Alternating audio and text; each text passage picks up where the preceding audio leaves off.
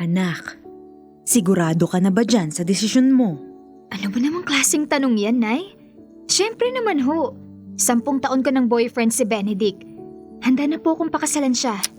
Nandun na ako. Handang-handa ka nang lumagay sa tahimik. Yang si Benedict, handa na bang mag-asawa? Nay, parang may laman niyang tanong niyo. Diretsuhin niyo na nga ako. Para kasing hindi pasawa sa pagkabinata yung nobyo mo. Kung wala sa basketball court, nasa bilyaran. Kung wala sa bilyaran, nasa inuman. Palakaibigan lang talaga si Benedict, Nay. Saka maraming libangan. At isa doon na yung pag-inom. Nay, syempre kapag mag-asawa na kami, magbabago na yun. Tatapusin na niya yung pagbubuhay binata niya. Paano kung hindi? Ang sinasabi ko lang naman, may panahon ka pa para pag-isipang mabuti ang desisyon mo. Kung sakali, hindi lang naman ikaw ang babaeng nag-back out sa kasal. Sabi nga ng matatanda, ang pag-aasawa ay hindi parang kanin na isusubo at iluluwa kapag napaso. Ang luma ng kasabihan, Nay. Luma man, pero napapanahon.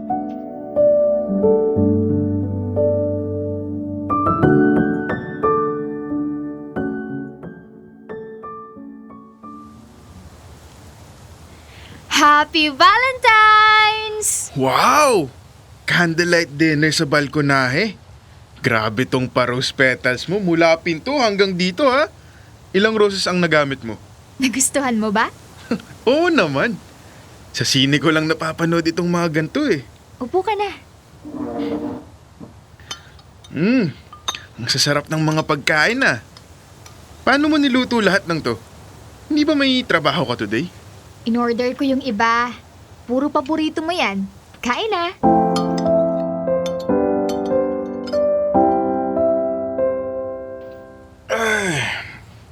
Jean, hindi na kita matutulungang magligpit ha. Sakit ng likod ko eh. Nasobrahan sa basketball. Okay lang. Ako na.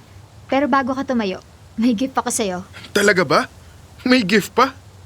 Eto, buksan mo. Wow! Bagong rubber shoes! Mahal nito ah! May ganito yung kalaro ko kanina. Bagong labas kaya to.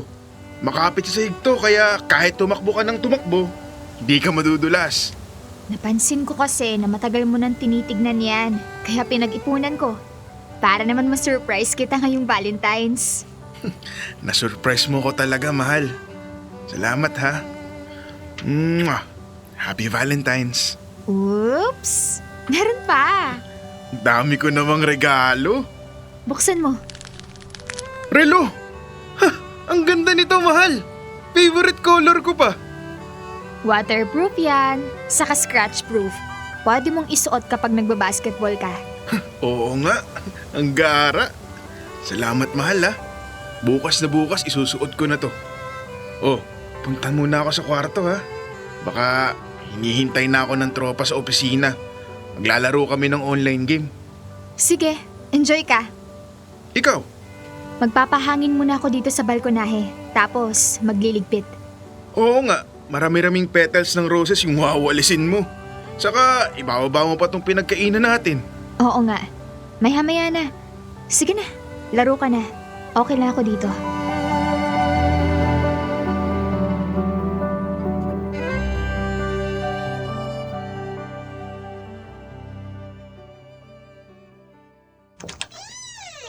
Oh, ayan pre! Oh, tirahin mo! Pasabuhin mo na yan, man! Mahal, matutulog ka na? Oo, may pasok pa bukas eh. Okay lang ba? Kasarapan ng laro eh. Hindi ka naman masyadong maiingayan. Hindi, ayos lang. Haha, very good. Good night, mahal.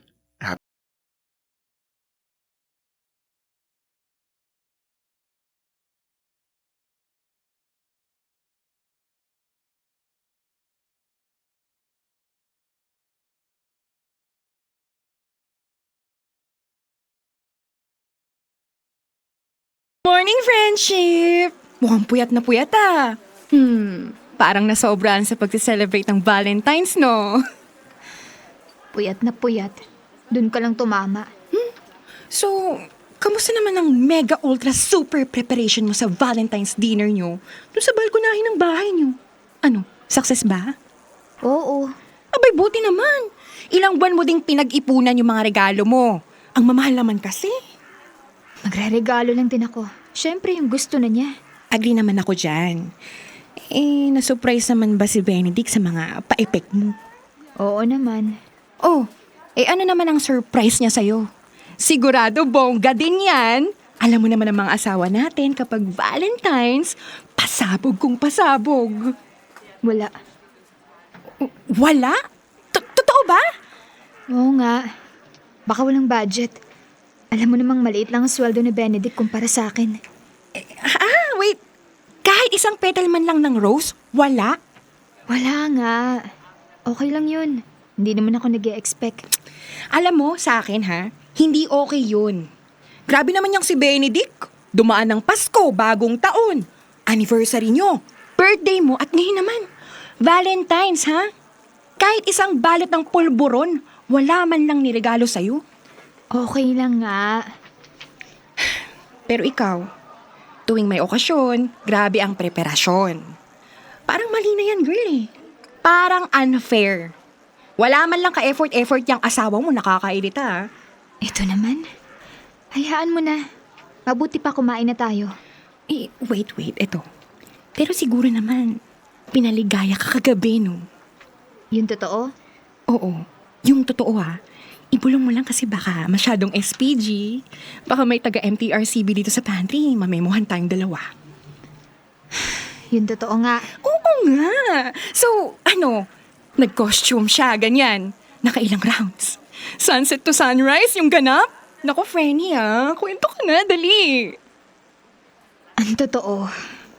Hindi ko na namalayan kung anong oras siya natulog. Kasi nung pumasok ako sa kwarto, naglalaro sila ng mga office mates niya ng online games. Ano? Abay, ibang klase talaga Wala na talaga akong masay dyan sa asawa mo, Jean. Matapos mong sorpresahin lahat-lahat, mag-online game? Valentine's? Tapos hinayaang malamig ang gabi mo? Hinayaan ka lang matulog mag-isa? Ano ba naman? Akala ko pa naman makakasulit ka sa aspetong yun.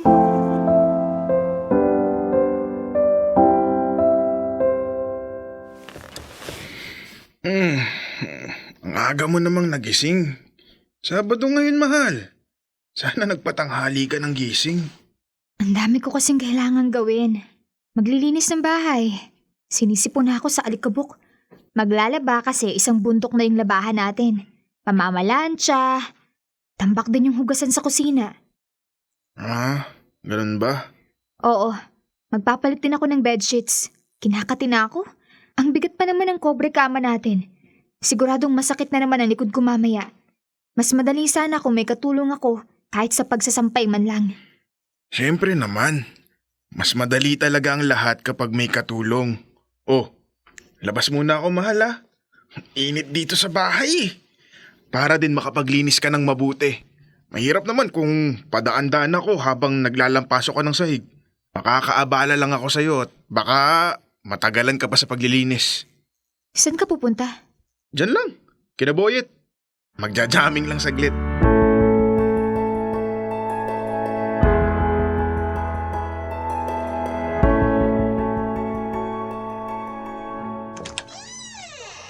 Mahal, nakabalik na ako. May pagkain na? Nakaluto ka na ba? Kumakalam na sikmura ako. Hindi masarap yung ulam kinaboyet. Sabi ko, dito na lang ako kakain. Oo, nagluto ako. Sandali, ipaghahain kita. Siya nga pala. Ang dami na nating pundidong ilaw dito sa kusina at sa sala. Pwede mo bang palitan yung mga bumbilya bukas? Linggo naman, walang pasok sa trabaho. Mahal, di ko alam yan eh. Tumawag ka na lang kaya ng electrician. Baka makuryente pa ako kapag ginalaw ko. Oh, sige ka. Mawawalan ka ng poging mister. Yung gripo kayang tumutulo sa lababo, kaya mo kayang ayusin? Nako, hindi rin. Trabaho kasi ng tubero yan, mahal. Mahirap yang ganyan. Yang mga tumutulo-tulong ganyan. Isa pa, linggo bukas 'di ba? May laro kami ng basketball bukas. Kalaban namin yung kabilang barangay. Malalakas daw yung mga players nun. Pero tatambakan namin yun bukas. Uuwi silang luhaan. Sarap nito ah. Oh, ikaw pala. Kumain ka na ba? Mamaya na. Gusto ko munang maligo bago kumain. Maghapon ako naglinis. Garahin na lang naman yung lilinisin ko. Tapos na. Yun na lang. Tama. Baka magkasakit ka sa dumi. Oh, Han. Iwan ko na lang sa mesa tong pinagkainan ko ah. Maliligo na din muna ako. Ang lagkit ng pakiramdam ko. Pinawisan ako sa laro kanina. Sige. Ako nang bahala mamaya.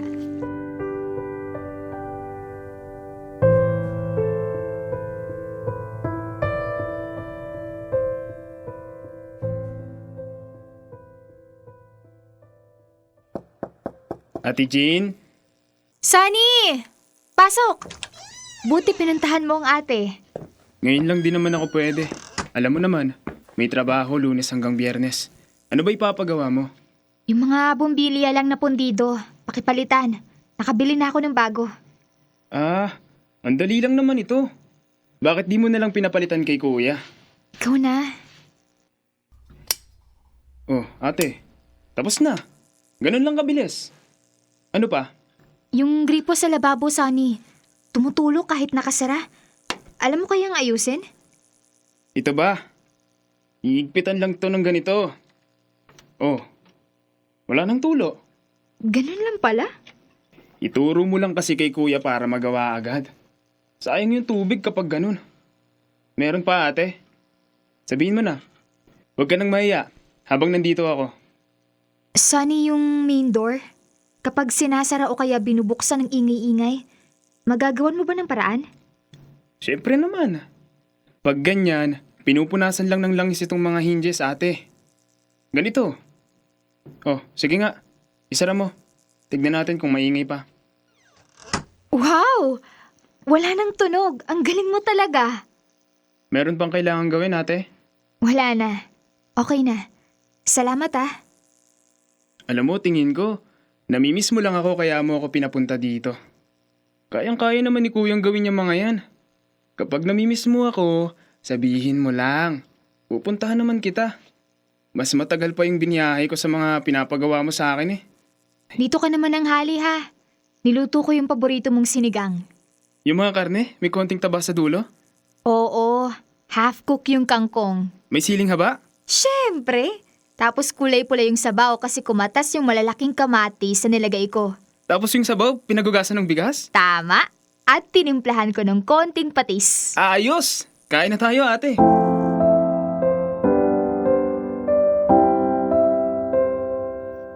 Benedict? Paalis na ako papuntang opisina. Nakahiga ka pa. Hindi ka ba papasok? Lunes na naman nga pala, no? Oo, Lunes na Lunes. Simula ng linggo para sa ating mga empleyado kaya dapat maaga tayo. Ang sakit ng katawan ko eh. Binabad kasi ako sa laro kahapon. Nabugbog yata yung mga muscles ko. Half day na lang ako today. Sige, mauna na ako. Ah, mahal. Malilate na ako, Benedict. Ano yun? Mahal. Pahingin naman ng 1,000. Panggastos ko lang. Ha? Kakasweldo mo lang ah. Naubos na. Ang dami ko kasing bayarin. Bayarin? Ako na nga ang gumagastos ng lahat dito sa bahay. Yang sweldo mo sa'yo lang napupunta. Kinukulang pa? Ano ba naman, Benedict? Grabe naman. Para sa 1,000 ang dami mo nang sinabi. Sa laki ng sweldo mo, barya lang naman yun sa'yo. Pero kung ayaw mong magbigay, ayos lang. Huwag ka na lang mananakit ng damdamin. Ako pang may kasalanan ngayon. Ako pang masama. Hindi ko na alam, Benedict. Hindi ko na alam kung anong gagawin ko sa'yo.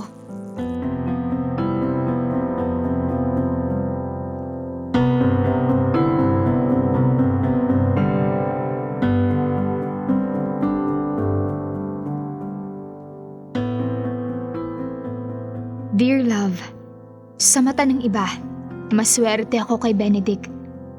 May trabaho, hindi nang bababae, at hindi nananakit.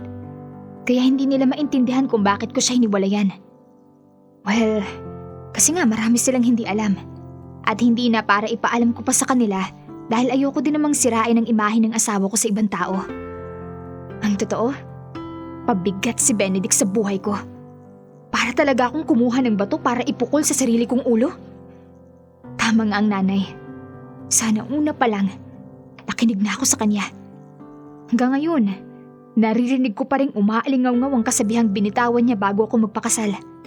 Ang pag-aasawa ay hindi parang kanin na isusubo at iluluwa kapag napaso.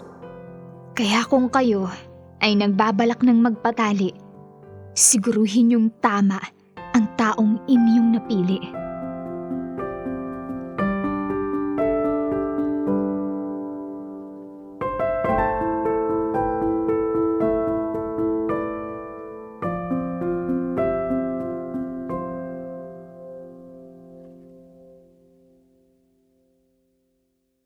Kailangan pa bang i-memorize yan?